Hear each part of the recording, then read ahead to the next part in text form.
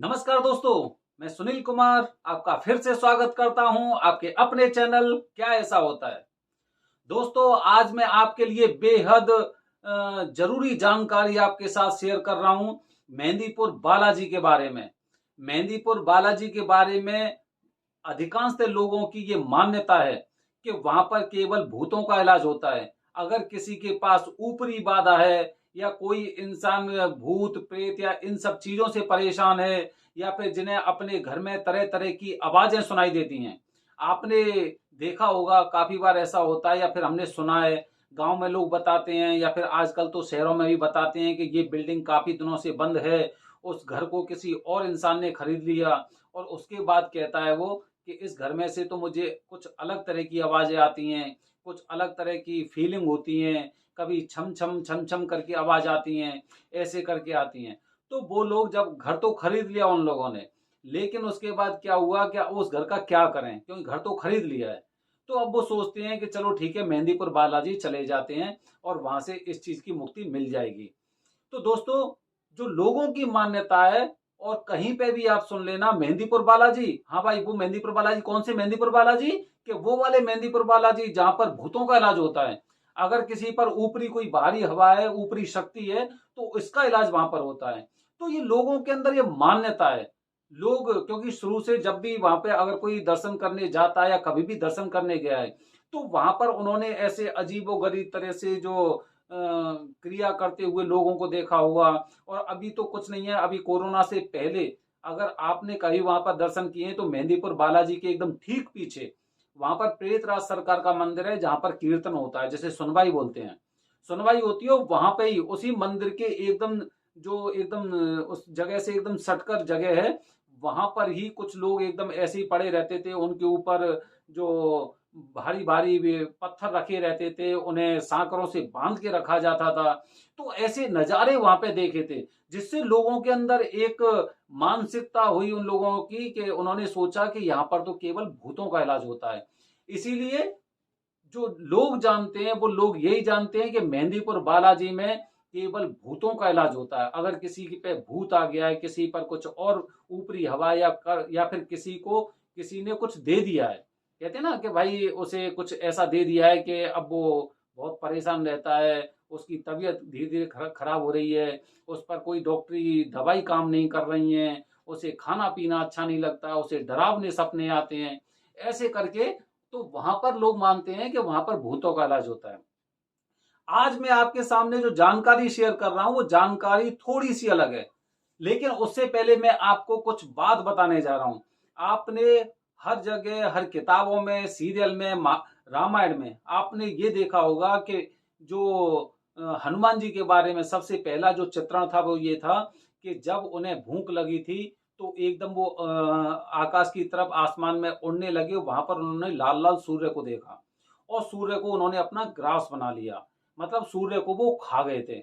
ऐसा हम लोगों ने हर जगह सुना है, हर जगह हम लोगों ने ऐसी चीजें देखी हैं।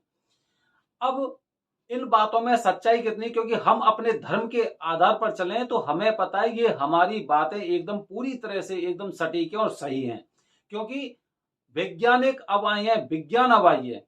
हमारे जमाने के या हमसे पुराने जो वो हमारे दादाजी थे या फिर उनसे भी बुजुर्ग लोग थे, वो बिना घड़ी के टाइम बता देते थे कि इस समय इतना समय हो रहा है।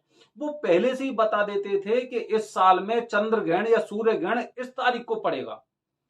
तो जब उनके जो दूरदर्शी जो विचार थे, जो उन्होंने ये चीजें सोची थी, देखी थी, और जो पहले से उन्होंने जो भविष्यवाणी की थी वो भविष्यवाणी हमेशा सही निकली थी।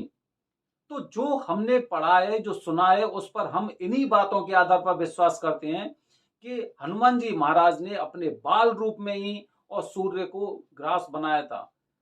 तो दोस्तों, अब सूर्य का कनेक्शन हनुमान जी महाराज से ये था कि बचपन में ही जो बाल रूप था उन्होंने, वो बाल रूप में उन्होंने सूर्य को अपना ग्रास बना लिया, वो फल समझ के उसे खा गए थे। कुछ समय के लिए उसे मुंह में रखा था, जिससे चारों ओर एकदम अंधेरा हो गया था।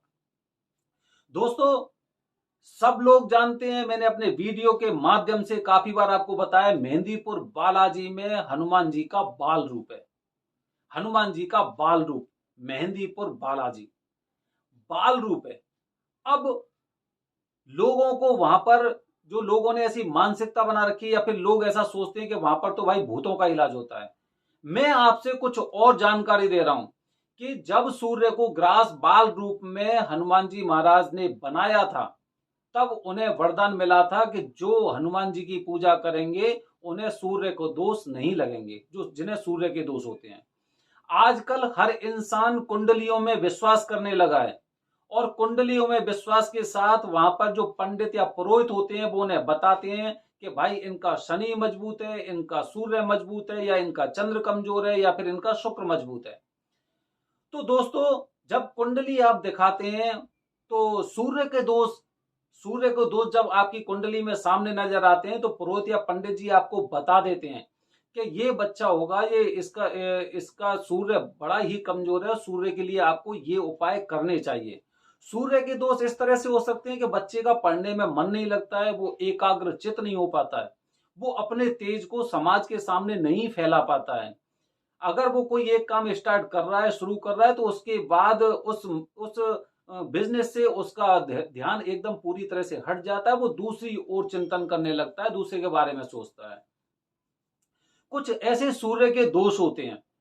तो क्या है कि जब सूर्य के दोष होते हैं तो लोग उनकी युक्ति बताते हैं, जो पुरोहित होते हैं, जो पंडित जी होते हैं, वो उनकी युक्ति बताते हैं कि आप सुबह ही सुबह और उगते हुए सूर्य नारायण को जल अर्पित करें।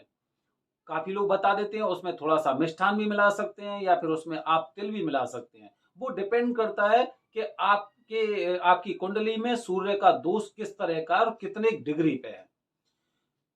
लेकिन अब क्या है कि जैसे लोग करते हैं, उन सब कार्यों को करते हैं और उनसे आराम भी मिलता है, फायदा भी मिलता है। लेकिन अगर साल में आप एक बार हनुमान जी महाराज, मेहंदीपुर बालाजी महाराज के दर्शन करते हैं दोस्तों, तो एक साल तक आपको सूर्य का जो दुष्फल होता है वो आपको भुगतना नहीं पड़ेगा, और आप देखेंगे कि आप पूरी तरह से एकाग्रचित हो रहे हो और सूर्य आपकी पूरी तरह से मदद कर रहे हैं। जो कमजोरी थी वो कमजोरी आपकी ढक गई, क्योंकि मेहंदीपुर बालाजी में बाल रूप हनुमान जी महाराज हैं, और बाल रूप में ही उन्होंने सूर्य को अपना ग्रास बनाया था फल समझ के। तो जिन लोगों की कुंडली में, जन्म कुंडली में, जो लग्न कुंडली भी बोलते हैं काफी लोगों ने, अगर आपका सूर्य बहुत कम डिग्री में है या बहुत कमजोर है, तो ऐसे इंसानों को मेहंदीपुर बालाजी महाराज के दर्शन अवश्य करने चाहिए। और जब भी आप मेहंदीपुर बालाजी महाराज के वहां पर दर्शन कर रहे हैं तो आपको उनके लिए मोटे मोटे बड़े बड़े और देसी घी के लड्डू से आप प्रसाद चढ़ाएं। उसके बाद पीछे जो प्रेतराज सरकार है वहां पर चावल चढ़ाएं, और जो भैरव बाबा का मंदिर है वहां पर आप उड़द की दाल चढ़ाएं, उबली हुई। इसके बाद जब आप दर्शन कर लेते हैं तो मेहंदीपुर बालाजी के ठीक सामने भगवान श्री राम का मंदिर है, क्योंकि हनुमान जी महाराज के मन में हमेशा भगवान श्री राम के बारे में ही चलता रहता है, इसीलिए आपको उनके भी दर्शन करने चाहिए। तो दोस्तों, मैंने अपने वीडियो के माध्यम से आपको बताया है कि अगर आपकी कुंडली में, लग्न कुंडली में, जन्म कुंडली में जो भी भाषा आप समझते हो उसके आधार पर अगर आपकी कुंडली में कहीं पे भी अगर सूर्य का दोष है, सूर्य कमजोर है, आपको उन्नति करने से रोक रहा है, तो आपको मेहंदीपुर बालाजी महाराज के दर्शन अवश्य करने चाहिए। मेहंदीपुर बालाजी महाराज के दर्शन करने के बाद आप देखेंगे कि आपके वो दोष खत्म हो गए हैं। दोस्तों, मेरी अगर जानकारी से अगर आप सहमत हैं तो इसे ज्यादा से ज्यादा लोगों तक शेयर करें। धन्यवाद दोस्तों। जय हिंद, जय भारत, हर हर महादेव।